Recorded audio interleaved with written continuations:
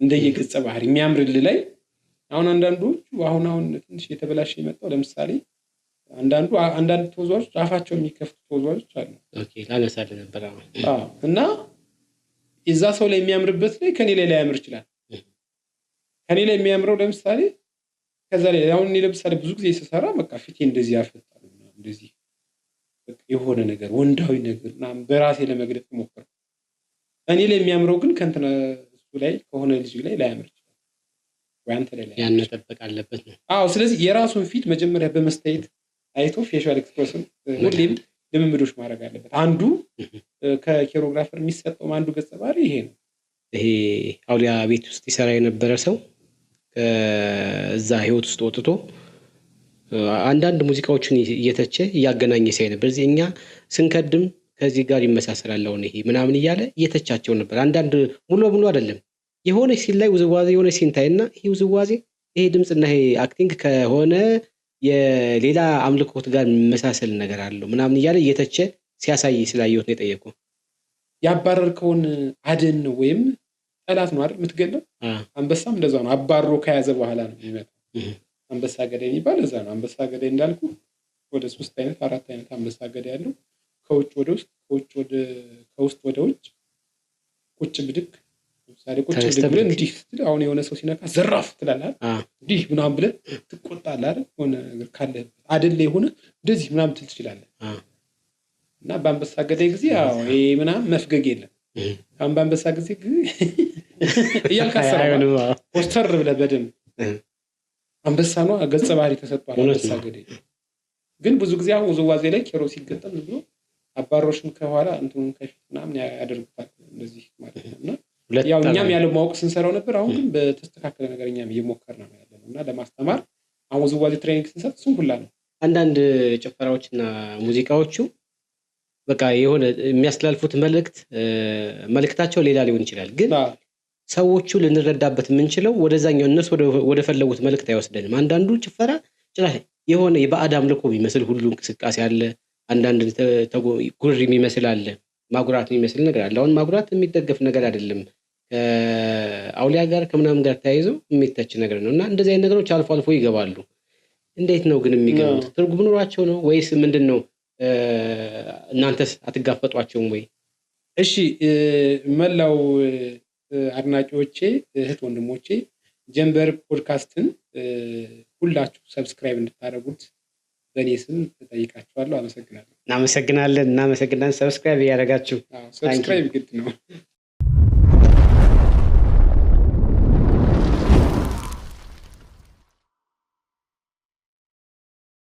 አንተ ብቻ ሽልማቱን ረስተህ ሙያህ ላይ ብቻ ሰራ ደግሞ ሌላ ሸላሚ ታገኛለህ።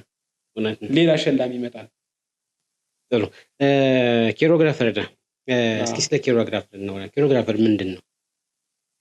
ለምሳሌ እኛ ሙዚቃ እናያለን፣ ውዝዋዜ በምን ታጅቦ እናያለን እና ይሄንን እኮ ኬሮግራፍ ያደረገው እሱ ነው ይባላል እና ምኑን ነው ኬሮግራፍ አደረጉት ሲባል ኬሮግራፍ ምንድን ነው እስኪ እናወራ።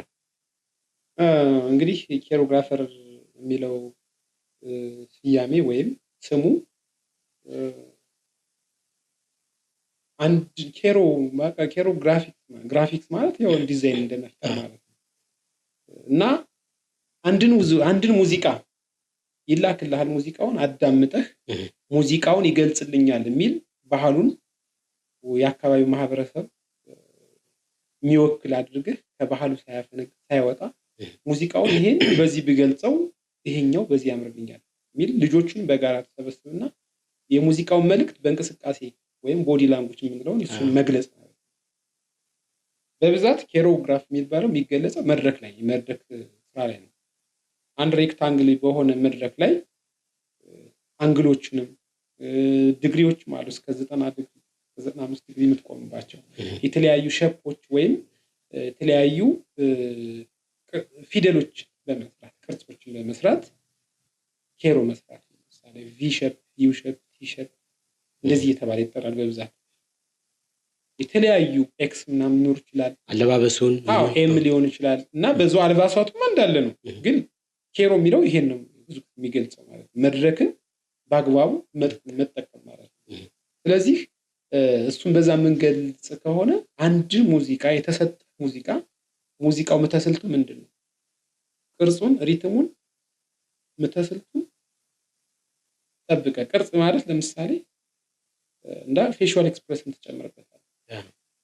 አሁን ድሮ እንደዚህ ስንማር እቺ ምንድናት ምናምን ይሄ ቅርጽ ነው አይደል?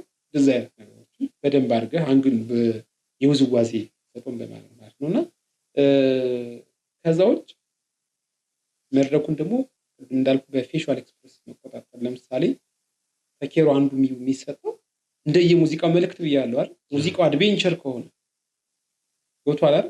አሁን ስለ ፍቅር ከሆነ የፍቅር ነገር ነው የምትገልጸው። የፍቅር ከሆነ ስለ ፍቅር ፈገግ እያልክ ምናምን። አሁን ለምሳሌ የጎንደር ሀገር ስለ ጀግንነት ምናምን እያለ አትስቅም። ጀግንነት ላይ መቼም ፈገግታ ብዙ አይኖርም። እንደገና ጎንደር የፍቅር ሀገር ምናምን ሲል ደግሞ እየፈገግ ይሳቅ ፊት ላይ ደስ የሚል ነገር እያየሁ ስትር የምትልበት ነገር አለ፣ ምትስቅበት ነገር አለ። እንደየገጸ ባህሪ የሚያምርልህ ላይ አሁን አንዳንዶቹ አሁን ትንሽ የተበላሸ የመጣው ለምሳሌ አንዳንድ ተወዛዋዦች አፋቸው የሚከፍቱ ተወዛዋዦች አሉ። ኦኬ ላነሳለ ነበር። እና እዛ ሰው ላይ የሚያምርበት ላይ ከኔ ላይ ያምር ይችላል። ከኔ ላይ የሚያምረው ለምሳሌ ከዛ ላይ አሁን እኔ ለምሳሌ ብዙ ጊዜ ስሰራ በቃ ፊቴ እንደዚህ ያፈጣል እንደዚህ በቃ የሆነ ነገር ወንዳዊ ነገር ምናምን በራሴ ለመግለጽ ሞክራለሁ። እኔ ላይ የሚያምረው ግን ከእንትና እሱ ላይ ከሆነ ልጅ ላይ ያምር ይችላል ወይ አንተ ላይ ያን መጠበቅ አለበት ነው። ስለዚህ የራሱን ፊት መጀመሪያ በመስተያየት አይቶ ፌሻል ኤክስፕሬሽን ሁሌም ልምምዶች ማድረግ አለበት። አንዱ ከኬሮግራፈር የሚሰጠው አንዱ ገጸ ባህሪ ይሄ ነው። ቅርጹን ስሜት ስንል ፌሻል ኤክስፕሬሽን አብሮ ይገልጽልናል። ስለዚህ እሱንም አብረን ምንሰራ ለምሳሌ አርቲስትን እየታከለን ስንሰራ አይታት ከሆነ ገና ልዘፍን ስትል አፏን ጥርሷን በጣም ነው የሚያምር እንጂ አሁን እየታከለ አትልም። አይተህ ከሆነ አሁን የመጣው ተወዛዋዥ በሙሉ ይላል።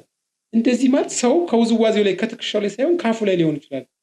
አፉን ላይ ይችላል ሰው እንደዚህ በተለይ የሆነ ሰዓት ላይ በስቶ በጣም ነበር የሚያስጠላ። አፍ እንደዚህ ክፍት የተደረገ በጣም እና ምንድነው እሱ ብቻ ሳይሆን እንደዚህ በቃ ተዘቅዝቀህ በቃ የሆነ ሌላ እንትን የሚመስል ሌላ የውጭ ዳንስ የሚመስል ነገር በጣም ደስ የማይል ነገሮች አሉ። ምክንያቱም እናቶቻችን አሁን ወደ ገጠሩ ስትሄድ እኮ ተሽኮርምመው ሲነሱ ራሱ አረ ተጎተው በግድ ባካቸው ወይም ደግሞ አረ የሚያፍሩ ሰዎች ዘፍነው የማያውቁ ሰዎች ራሱ ከወንድሟ ሰርግ ከመጣች ወንድሜን ደስ እንዲለው ብላ ከስላ አይና ሰው ላለማየት ራሱ በፍራት እንደዚህ አይናቸውን ጣል አድርገው ምናምን በቃ ፈገግ እያሉ ቀስ ብለው እንደዚህ መንገድ መሮሮጥ።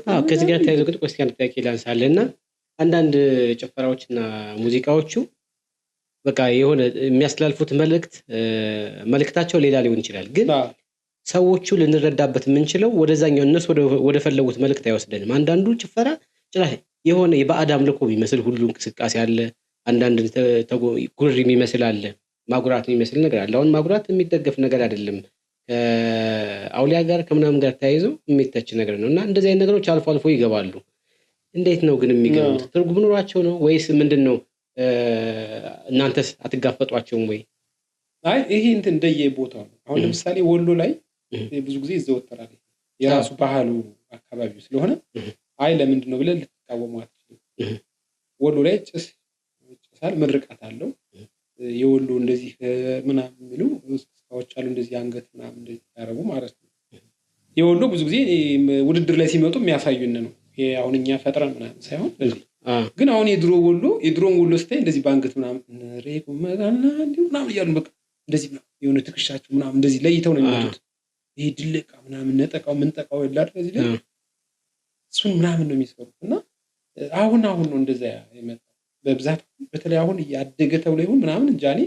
ግን የአካባቢው ደግሞ የሆነ ጎንደር ላይ ግን የሆነ ቪዲዮ ስላየው ነው። አሁን ለምሳሌ ከአንድ ይሄ አውሊያ ቤት ውስጥ ይሰራ የነበረ ሰው ከዛ ህይወት ውስጥ ወጥቶ አንዳንድ ሙዚቃዎችን እየተቸ እያገናኘ ሲያይ ነበር። እዚህ እኛ ስንከድም ከዚህ ጋር ይመሳሰላል አሁን ይሄ ምናምን እያለ እየተቻቸው ነበር። አንዳንድ ሙሉ በሙሉ አይደለም፣ የሆነ ሲል ላይ ውዝዋዜ የሆነ ሲንታይና ይሄ ውዝዋዜ ይሄ ድምጽና ይሄ አክቲንግ ከሆነ የሌላ አምልኮት ጋር የሚመሳሰል ነገር አለው ምናምን እያለ እየተቸ ሲያሳይ ስላየሁት ነው የጠየቁት።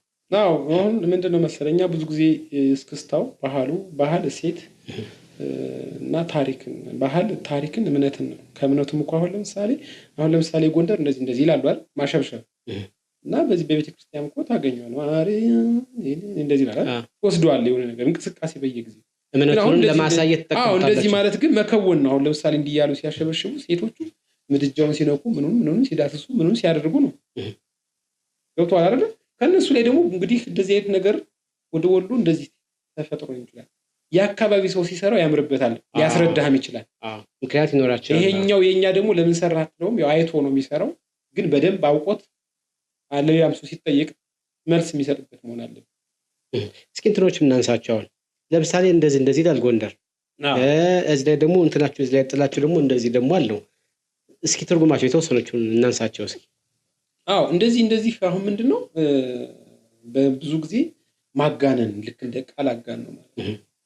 አሁን ሴቷ እየዘፈነች አንተ ወንድየው ከኋላ እንዲህ ይላል አለሁሽ አለሁ ከኔ ውጭ ማንም ነገር አይነካሽም አይዞሽ እኔ ያለሁ እያለ ነው እንዲህ በቃ እንዳትነካት ወዲያ ብዙዎች ማጋነን ነው በቃ የኔ ናት እንደሚል ነው። እሷን ደግሞ እንደመከብከብ ነው ንግስቴ ናት የኔ ንግስት ናት እኔ ያለሁልሽ ከኋላሽ እኔ እንደዚህ ያለው የተንከባከቡባት አይነት ነገር ነው። ይሄ እጅጋጭን እያጋጨህ ወንዱ እንደዚህ ወደ እሱ ባይዘው እኔ ፎክ እያደረኩ ነው ያው ውዝዋዜ ላይ ጥናት እያደረኩ እና አሁን የኛ አካባቢ እስክስታዎች በጣም ሪትን የሆነ ወይም በቃ የተጻፈ ነገር ዶክመንትድ የሆነ ነገር የለውም እና ያው ለዛ ነው እኔም እናንተ ስታጥኑ ካገኛችሁ በሚችለው አቅም እኔም እየሞከርኩ ነው። አንዳንዴ አሁን ይሄ ብዙ ሰዎችን ጠይቄያለሁ እንደዚህ ብለን አንገት ከላይ እንደዚህ ይሄ ነጥ እንደዚህ ይሄ ይመታል ማለት ነው እና ምንድነው ብዬ ብዙ እስከ 4 ዓመት 5 ዓመት አካባቢ ጠይቄያለሁ ብዙ ጊዜ ማለት ነው። እና ብዙ ጊዜ እንደዚህ ይመታ እንደዚህ ምናምን ነጠቃ ነው እንደዚህ ነጠቃ ነው መንጠቅ እንደዚህ ነጠቃ ማለት ነው እንደዚህ መንጠቅ እንደዚህ ነው። ግን እሱ ላይ ምንድነው ብለህ እያንዳንዱ አካባቢ ትሄዳለህ። ሄዶ ያገኘው የፈረሽ ምጥ ላይ ነው ባይዘው እኔ ብቻ እኔ ነኝ ያወጣሁት ማለጃ እሺ የፈረስ ሽምጥ ነው። ማንንም ሰው ብትጠይቀው ሊያውቀው ይችላል። እና ፈረስ ሽምጥ ምንድነው? አሁን ልጓጡም የልጓሙን ፈረሱን ትይዘዋለህ እንደዚህ ትይዘዋለህ። ፈረሱን ስትጋልብ እንደዚህ ነው ይሄ እጅን እያመጣ ይሄን ይመታል ትመታዋለህ። ልጓሙ ይሄ ይመታል ፈረሱ እንደዚህ ሽመጥ አንተን አንገትክን ከዚህ ወደዚህ ያነሳል። ያ ማለት ከጀግንነት ጋር ፈረስ ለአካባቢያችን ያለው ትልቅ ጉልበት ድርሻ ነው። ጠላትን ከመዋጋት ጋር ጠላት ማለት ሀገር ድንበር የሚያልፍ አብዛኛው የጦርነት ገድሎች ከፈረስ ጋር እና በተለይ ፈረስ ብዙ ጊዜ ወደኛ ወደ ሰሜኑ እንግዲህ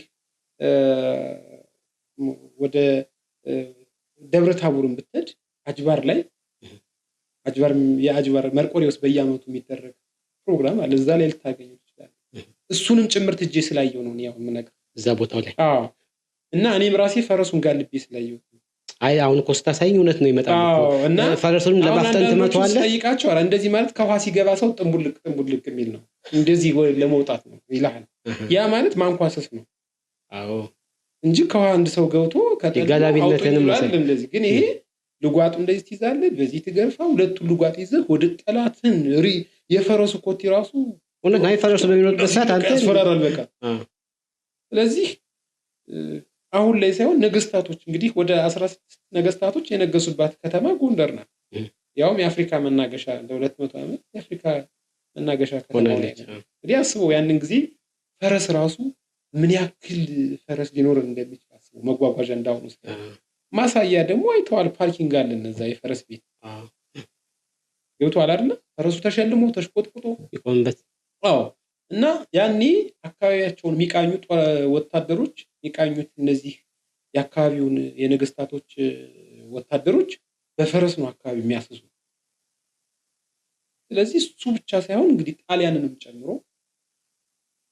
ለኢትዮጵያውያን ክብር ለጥቁር ህዝቦች ነፃነት ነው ያመጣው በፈረስ ተዋል። ነገስታቶቻችን እኮ የፈረሶቻቸው ክብር ከክብራቸው አልፎ ስምም አላቸው።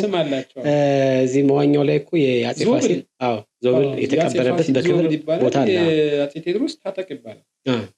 ሌሎችም እያንዳንዳቸው ሽማምንቶች ራሱ ፈረሶች አሏቸው በጣም የሚቀለቡ በስነ ስርዓት የሚያዙ ማለት ነው። እና ሂጅ ያገኘሁት ከዛ ላይ ነው። ስለዚህ ማንም ሰው ማረጋገጥ ይችላል። ለኔም እንዲያዝልኝ እንዳንድ ኮፍ ማለት ነው። እውነት ካንተ የሰማሁት ነው መጠየቅ ፈልግ ነበርና አጋጣሚውን አግኝቼ አንተን ጠየቅኩ። አንተም በሚገባ መልኩ አብራርተልኛል። ዋንጫ ልቅለቃ ምንድነው የምትሉት? ብዙ አይነት ስያሜ ያላቸው ውዝዋዜ እንትኖቻችን እስቲ ቀጨብ ቀጨብ አድርገን ብናያቸውስ? ውዝዋዜ ያው እንግዲህ በሁለት ነው የሚከፈለው፣ በሴቶችና በወንዶች። እሺ የሴቶች እንግዲህ ዋንጫ ልቅለቃ፣ ዶሮ ውሃ ሲጠጣ፣ ስክስክ፣ ድሰቃ የሴቶቹ። አዎ እስኪ ምን እንዴት ነው ዋንጫ ልቅለቃ ለምሳሌ የሚባለው የትኛው? ዋንጫ ልቅለቃ ማለት ምንድነው? ትርጓሜው ሴት ነች ማለት ነው። ጠላ ጠማቂ ነው። ይሄ በዛን ሰዓት ጠላ እንደ ቢራ ሴትነቱ አላት። ቢራ ጠላ ተብሎ ነው ጠላው እኮ እንደ ቢራ ነው ሊፍተር የተባለ የሚታወውና አይ ከዛም በዋንጫውን በዋንጫ ጠላ የሚይዙ እንግዲህ ዋንጫ ብዙ አይነት ዋንጫዎች ነው ያለው።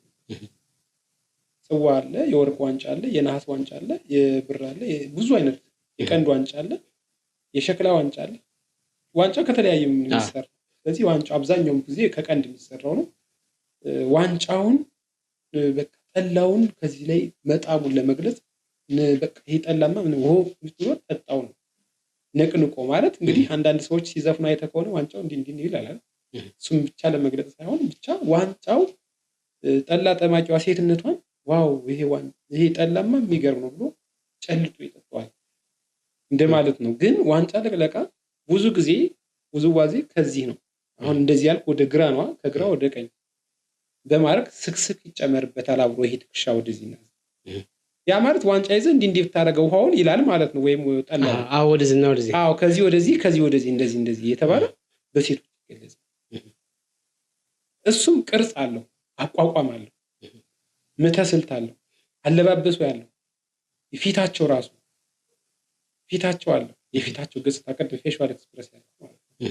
ዶሮ ውሃ ሲጠጣ ማለት እንግዲህ ያው ዶሮ ውሃ ሲጠጣ የሚታይበት መንገድ ነው። ግን ዶሮ ሴትነትን አሁን የሚገልጻል 12 ብልትን የገለጸችልን ምንትዋብ ናት። 12 ማለት 12ቱ ሐዋርያት እንደማለት ነው።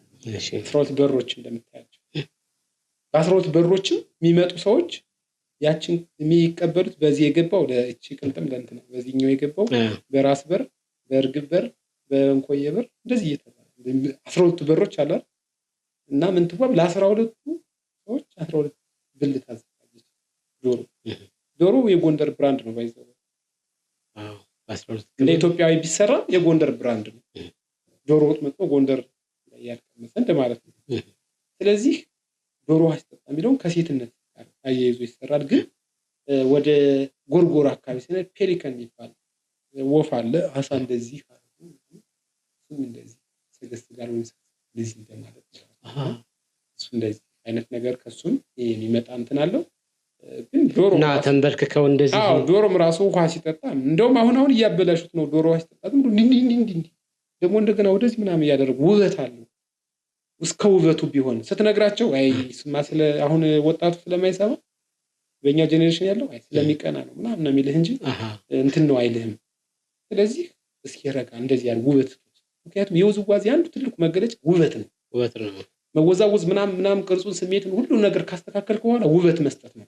ውበት ስትሰጠው ጉልበት አትጠቀም።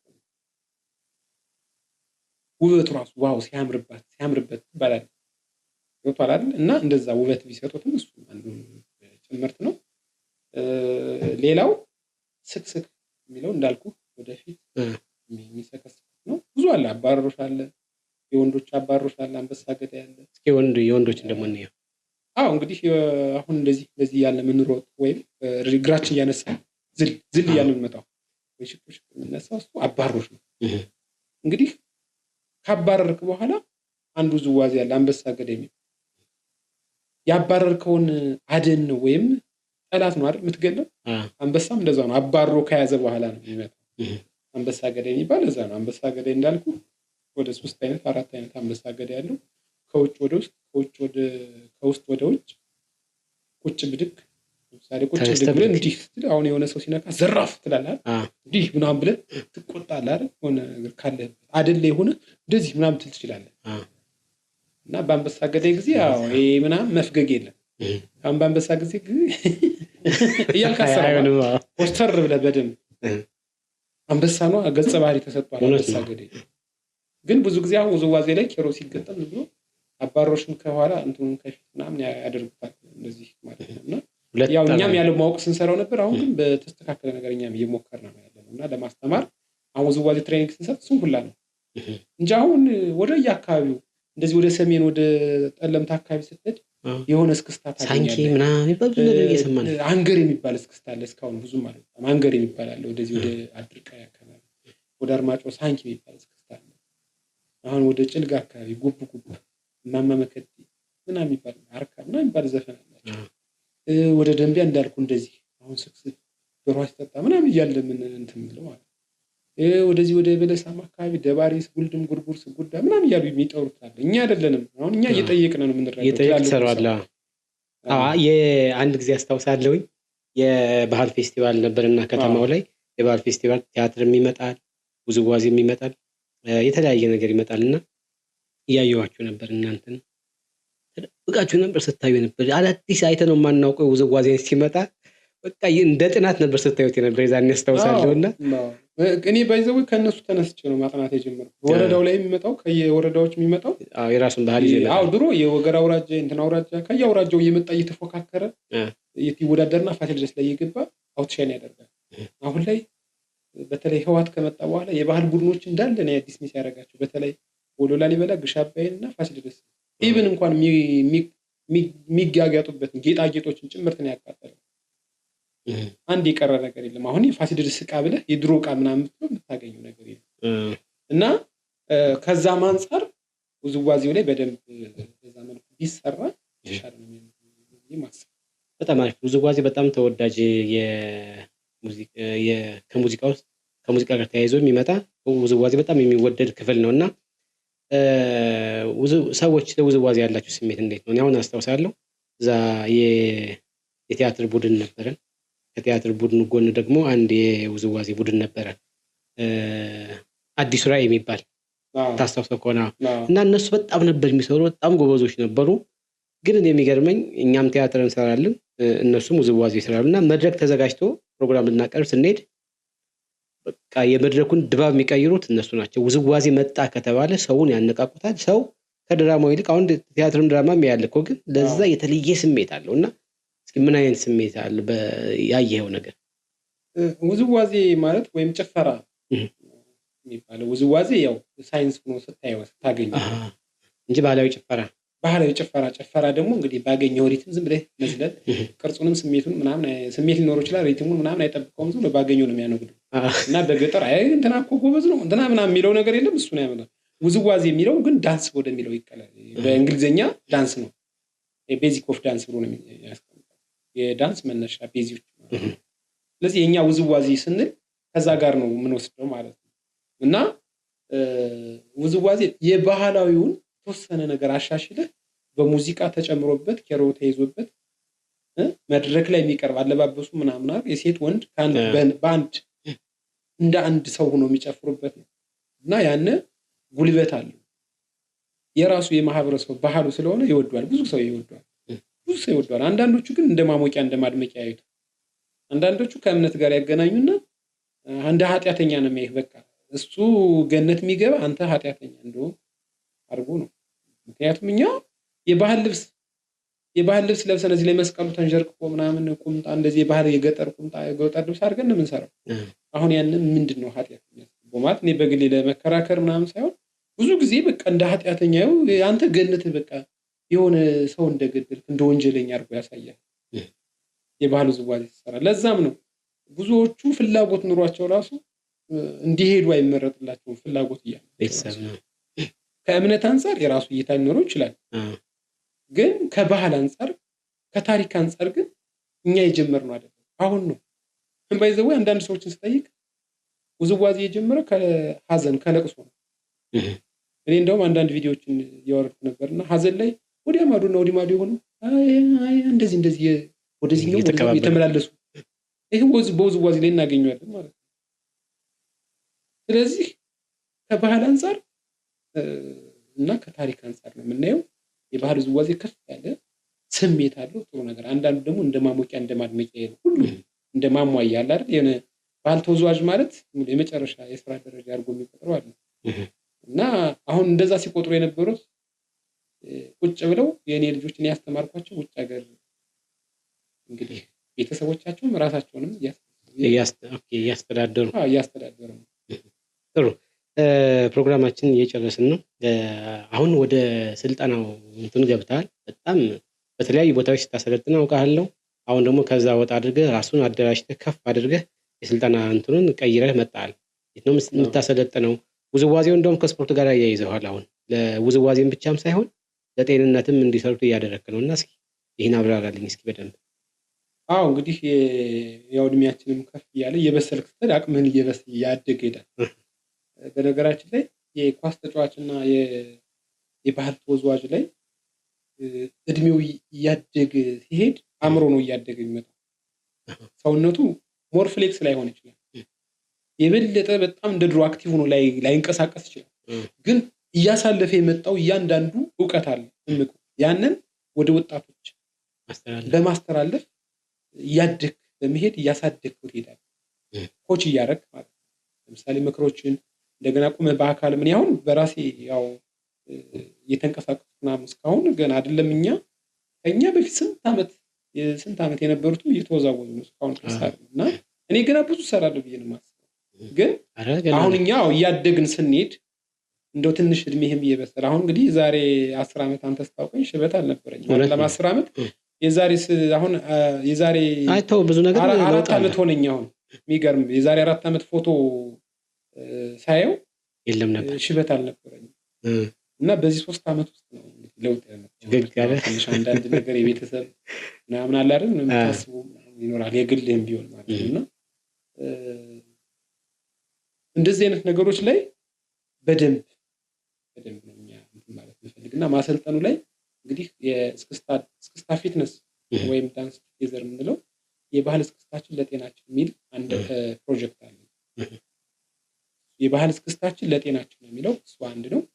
ከዛ ውጭ ግን የህፃናት ወጣቶችን ተተኪን ፍለጋ የሚል ደግሞ ህፃናት ወጣቶች አካል ጉዳተኞች ጨምሮ እና ዲሴብል የሆኑ ሰዎች ፍላጎት ያለው ሰው ማንም ሰው ይላል።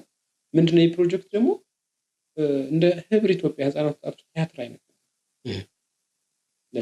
ስለዚህ አሁን እየጠፉ ያሉ የባህል መሳሪያዎቻችን የባህል መሳሪያውን ክራሪስ ፈልገህ ከሌላ ቦታ ነው የምታመጣው። እንደ ጎንደር እንደ በጌ ምድር ማለት ነው። ይብን እንደ አማራ ክልል የለም።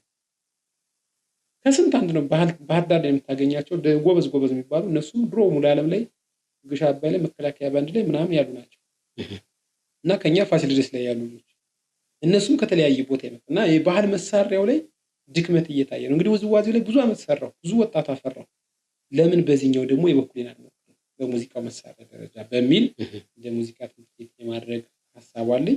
እስክስታ ፊትነሱ ደግሞ ለጤናማ ማህበረሰብ ለመገንባት ለምሳሌ በጭንቀት ውስጥ ይሄ ብሬን ቶች የሆኑ ሰዎች መጣው ብሬን ዎሽ እንዲሆኑ ሜንታሊ፣ ፊዚካሊ፣ ስፒሪቹዋሊ ለውጥ እንዲያመጡ ማድረግ በእንቅስቃሴ ከኢኮኖሚ ለምሳሌ ብዙዎች መድኃኒት ከሚገዙ በስፖርት ቅድመ ጤናቸው የት ቦታ ነው የሚሰጠው? እሱን ነው እኛ የምንለው ገብቷል። እዛ በቃ የሆነ አሁን ካለው የኑሮ ውድነት ጋር ማህበረሰብ ግን አንድ መድኃኒት በሳምንት የሚገዛ ሰው ካለ ባንዴው እንትን ሊልል ይችላል። ገብቷል። ሁለተኛ ጉዳይ በወር በሁለት ወር ወጪውንም አትችለውም። ሰውነትም የተጎዳ ነው። ሰውነትንም ጠብቀህ ጤናህን ጠብቀህ ለአካባቢው መልካም አስተሳሰብ ይዘህ ባህሉንም ሴቱንም እንዳይረሳ እንዲያውቅ አድርገህ ነው የምታስበው። ስለዚህ ቀላል ነገር አይደለም። ይሄን በተለይ እንደዚህ አይነት ፕሮጀክቶች ይዘን ስንመጣ መንግስት ብለን የምናወራው ህዝብ ነው። መንግስት የምንለው አካል በደንብ ወርዶ እንደኛ አይነት ወጣቶች ላይ የምንሰራ ፍላጎት ያለን ላይ ቢሰሩ አብረውኛ ጋር ያተርፉብናል እንጂ ምንም ይቀነስ ነገር የለም። ለምሳሌ እኔ ወጣትና ስፖርት ምናምን የሚባል ነገር አለ። እኔ ጎንደር ላይ አንድ ቀን መጣው ግን አይተውኝም። እኔ እውነት ለመናገር ማለት ነው ወጣትና ስፖርት እኔ የሚገርመኝ አሁን በእንግዳ በጋበዝኩ ቁጥር ሁሉም እንዳማረረ ነው። በስፖርቱ አሁን እስካሁን በተለያየ ዘርፍ ውስጥ ነው እየገባውኝ ይህን ፖድካስት የምሰራው እና የሚመጡት ሁሉ ከተማው ላይ ከቲያትር አንስቶ እስከ ውዝዋዜ፣ ከውዝዋዜ አንስቶ እስከ ስፖርት ድረስ ሁሉም እያማረረን ያለው እና እስኪ ደግሞ አንተ የምትለው ደግሞ እንድስማ። አይ ምንድነው መሰለህ እንትን ነው በቃ ለወጣቱ ግድ አለመኖር ይመስለኛል። ያው ወቅቱም ትንሽ ቢዚ ቢያደርገውም ግን ወጣት ላይ አሁን ለምሳሌ ወጣት ሪፖርት ታደርጋለህ። ምን አይነት ወጣት ነው ያለው? እንግዲህ አሁን እኔ ለ10 ምናምን ዓመት አሰልጥኛለሁ። ማን ነው መጥቶ ያየኝ? ምንድነው ያሟሉልኝ? ምንድነው የጠየቁኝ? በራሳችን ስፒከር ትንሽ የስፒከር አለች እሷ መብራት ስጠፋ እየጠፋች በራሳችን ጥረት እዚህ ደርሰናል። ሌላ ቦታ ላይ እኮ እንደዚህ ለማለት ሳይሆን ሌላ ቦታ ላይ እንደዚህ የሚሞክሩ የሚፍጨረጨሩ ስንት ነገር የኛ ጓደኞች ስንት ነገር የሚደረግላቸው ማለት ነው። እና ብዙ ማደግ ያልቻልነው ለዛ ነው። አቅሙ ኑሮና ችሎታው እያለን ማደግ ያልቻልነው መጥተው ቢጎበኙ በቃ የሆነ ለምሳሌ እነሱ እንኳን ባይችሉ ከሆነ ፕሮጀክት ጋር ከሆነ ድጋፍ እንዲደረግልን ከሆነ ተቋም ጋር ምናምን እያገናኙ እኛም የተሻለ ነገር ወጣቱን ደግሞ እንደገና ከስደት እንዳይሄድ ብናደርግ ወጣቱን ከልመና ብናድነው ወጣቱን ካልባሌ ደባል ሱስ ላይ ብናወጣው። አሁን እያየው ነው። አንድ የጀበና ቡና ላይ ስንት ወጣት ነው የምናገኘው። ስለዚህ አሁን ለምሳሌ እኔ ጋር ነገ ቅዳሜ ትሬኒንግ አለኝ። ነገ ሁሌም ቅዳሜና እሑድ እንዲሁም ማክሰኞ ትሬኒንግ አለኝና ማንም ሰው መጥቶ እኔም በላይ መከታተል ይችላል፣ ማየት ይችላል። ውሸቱን ነው የሚያወራው እውነቱን ነው የሚለው ማለት ነው። እና አንዳንዴ የሚሰራን ወጣት የሚለፋን ሰው የማመስገን የመደገፍ የመደጋገፍ ቦት እንደው በቃ የሆነ ኢቭን ደስ የሚል ነገር እንኳን ቢያሳዩ በቃ መደገፍ እንኳን ካልቻሉ በደንብ ደስ የሚል አፕሮች ብናይ ወጥቷል አይደል? የሆነ ማመቻቸት እንኳን ቢኖር ማለት ነው። ከዛ ውጭ የልምድ ልውውጥ ቢኖርን ሌላ ሀገር ላይ ከሌሎች ጋር እንግዲህ ቤተሰብ መምሪያ ወጣት ማዕከል ታውቀዋለህ። መቀሌ ላይ ያለውና ጅማ ላይ ያለው እንዲሁ ጎንደር ላይ ያለው እኮ አንድ አይደለም። ምን ማለት በቃ እኔ ይገርመኛል። አሁን የነዘምኑ ኦርኬስትራ የአንድ ትልቅ ኦርኬስትራ የባንድ ማለት ክልላችን ላይ ያለ የሚባለው ለምሳሌ እንደ መከላከያ ባንድ፣ ፖሊስ ባንድ አይነት ባንድ ያላቸው። ስለዚህ እዛ ላይ ደና ድምጻዊ ደና መሳሪያ ተጫዋች ደና ልጆች እየወጡ እየፈሩበት ነው። እና እኛም አሁን እኔም ቅድም ያልኩ ቢሳካልኝ ትንሽዬ ነገር ጠጠር የምታክል ሞክራለሁ። የግሌ ልክ እንደኔ የሚለፉ የሚፍጨረጨሩ ወጣቶችንም አብረን እያዩ እየተደጋገፈ ማለት ነው። ያ ማለት ባህልና ቱሪዝም ጭምርት አብሮ ማለት ነው። ባህል ስፖርት አሁን ከአንድ ላይ ሆኗል። ዶቷል አይደል? ባህልና ቱሪዝም ጭምርት ወርዶ እንደኛ አይነት ወጣቶችን ማየት። በጣም ጥሩ መልእክታችን ይሄው አስተላልፈናል። ተመልካቾቻችን ጭውውታችን ፕሮግራማችን በጣም እንደወደዳችሁ ተስፋ አደርጋለሁ። ስለ ውዝዋዜ ብዙ ነገር አንስተናል። በጣም የሚያምር ውይይት ነበረንና መሰልጠን እንፈልጎ አንተ ማግኘት የሚፈልግ ሰው ቦታ የት ነው? ስልክ ምናምን ነገር ተናገርልኝ። እንግዲህ ውዝዋዜውን ብቻ ሳይሆን እንግዲህ ቀጣይ የተለያዩ ስልጠናዎችን እንጀምራለን ብለን እናስታውሳለን። ለማንኛውም ግን ሁሌም የስራ ስልክ ስለሆነ የማይቀየር ስልክ አለኝ። በዚህ ስልክ ደውለው ማግኘት እኔን ኮንታክት ማድረግ መደገፍ የሚፈልግ ሰው ማቴሪያል አሁን ለምሳሌ አንድ ቤዝ አንድ ክራር ሊገዛልህ ይችላል። ሀሳቡ ምንድነው? እስኪ ሀሳቡን አውራውና እንትን እንበል። ሀሳቡ እንግዲህ ትምህርት ቤት ነው እንዳለው ባንድም ይሆናል። ማታ አንዳንድ ቦታዎች ላይ እየሰራ እዛ ደግሞ የተሟላ ለምሳሌ አሁን ያንተ ስቱዲዮ አለ አይደል? የበለጠ ስቱዲዮ እንዲሆን ብዙ ነገሮች ያስፈልጋሉ። የበለጠ አሁን ካለው ላይ እኔም አሁን ከምሰራው ከውዝዋዜ ወጥቼ የራሴን የሙዚቃ ባንድ ማቋቋም የራሴን የሙዚቃ ትምህርት ቤት መክፈት። ለምሳሌ አሁን አንዳንድ ትላልቅ የሙዚቃ ትምህርት ቤት ላይ በክሬዲት አወር ለሰዓት 600 ብር እየከፈሉ ነው የሚማሩ። እኛ እንግዲህ 600 ብር አይደለም በወር 300 ብር የሚከፍለን የለም። ስለዚህ አንደኛ የኔ ቢጤው ልጅ ስላለ ሁሉም መጥቶ ሙያውን በዚህ ከዛ ውጭ ግን ወጣቱ አልባሌ ቦታ እንዳይሄድም እናደርጋለን ነው እና የሙዚቃ ትምህርት ቤት መክፈት። ስለዚህ ማንኛውም ሰው በእቃም በማቴሪያልም በገንዘብም በሐሳብም እንደገና መጥቶ መሰልጠንም መካፈልም ለሚፈልግ የተለያዩ ዝግጅቶችም ካሉ በቲክቶክም በምንም የሆነ ፕሮግራም ትሰራልታል። እሺ የተለያዩ ዝግጅቶችም አሁን ለምሳሌ ሰርግ በባህላዊ ጀምረናል። የባህል እስክስታ ምናምን የባህል የኮሪዮግራፈር የሰርግ ኮሪዮግራፈሮች ምናምን ሁሉም ስራው አሉ። ስልክ ላይ ከታች ካለው ስልክ እንትን ብለው 09 ወይም ስልኩን 09 18 23 90 89 እዚህ አንተ ማናገር መመዝገብ ማገዝ በጣም አሪፍ የነበረኝ ቆይታ ይሄ ነው። ያነሳናቸው ሀሳቦች እነዚህ ናቸው። ደስ የሚል ጊዜ ሰጠኝ።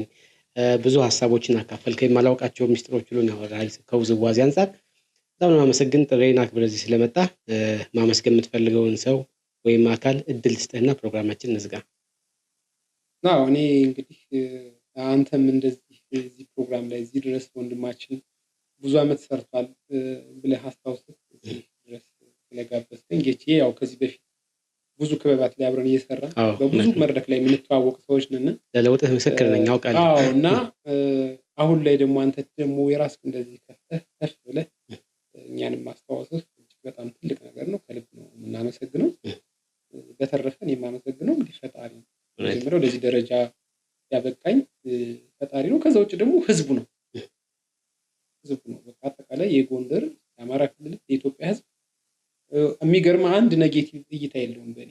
ሁሉም ሰው በርታ መልካም ነገር ነው ያለው፣ መልካም እይታ ነው ያላቸው እና ህዝቡን ማመስገን እፈልጋለሁ። ከዛ ያው ባለቤቴን፣ ልጆቼን፣ ቤተሰቦቼን፣ እህት ወንድሞቼን ደግሞ ከልብ ነው የማመሰግነው።